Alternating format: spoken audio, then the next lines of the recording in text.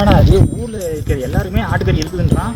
ஆனா எனக்கு மட்டும் இல்லைன்றான். ஒருவேளை எல்லா கடைக்காரனும் பேசிட்டு பண்றானுங்களா? ஒன்றும் தெரியலையே. ஓ இங்க வா, என்ன கறி கறின்னு புலம்பின்னு போயினுக்கிறா? ஒன்றும் இல்லை தம்பி, இருக்கிற 5 கடை இருக்கு தம்பி. எனக்கு மட்டும் கறி இல்லைன்றான் தம்பி. அது எப்படி தெரியும் தெரியல எனக்கு. அதுவா, நேற்று ஒன்று சொன்னேன் ஞாபகம் இருக்குதா? நேத்தா?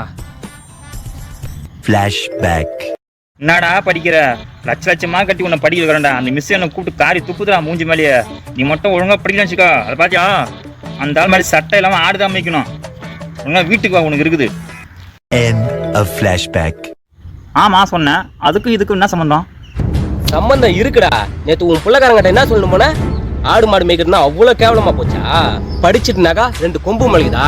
ஏன்டா டேய், ஞாத்திக்கிழமை ஆனாக்கா கறி கடையில் போய் 1/4 கிலோ கொடு 1/2 கிலோ கொடுன்னு சொல்லிட்டு ஆட்டுக்கறியும் கோழிக்கறியும் வாங்க தெரியுதுல்ல. அதெல்லாம் எங்கதுடா வருது? எங்களாட்ட ஆளுங்க ஆடு மாடு மேய்க்கிறதுனால தாடா வருது. அவ்வளோ கேவலமா பேசுற? ஆமா, நேற்று அவ்வளோ பேசின்னு போனியே, உன் சம்பளம் என்ன? எனக்கு மாசம் எல்லாம் வேலை செஞ்சு பார்த்தா ஒரு 30,000 வரும். டேய், அங்க ஒருத்தன் நிக்கிறான் பாத்தியா ஆடு மேய்ச்சினே, அவனுக்கு எவ்வளவு தெரியுமா சம்பளம்? 50,000 ரூபாய். நான் தந்துனுங்கிறேன். நீ ஏறி இறங்குன தெரியுமா ஒரு 5 கறி கடை. அந்த 5 கறி கடை கிடையாது, சுத்து வட்டார எல்லா கறி கடைக்கும் நான் தான் ஆட்டு சப்ளை பண்ணிக்கிறேன் தெரியுமா? யா தெரியாம பேசிட்டேயா. என் பிள்ளைக்கு அறுவை சொல்றேன் நான் நம்ம சொல்லிட்டேயா. நீங்கெல்லாம் வெயில் மழை பார்க்காம பெரும்பாடுபட்டு ஆடு மாடெல்லாம் மேய்ச்சி கொடுக்குறேயா. உங்களை போய் நான் தவா பேசிட்டேயா. எனக்கு ஒரு 1/2 கிலோ கறி கொடுக்க சொல்லுங்கய்யா சாமி. இனிமே ஆடு மாடு மேய்க்கிறவங்கள பத்தி நீங்க தப்பா பேசுறா தரக்குறவா. இந்த சுத்து வட்டாரத்துல எங்கேயுமே கறி வாங்க முடியாது.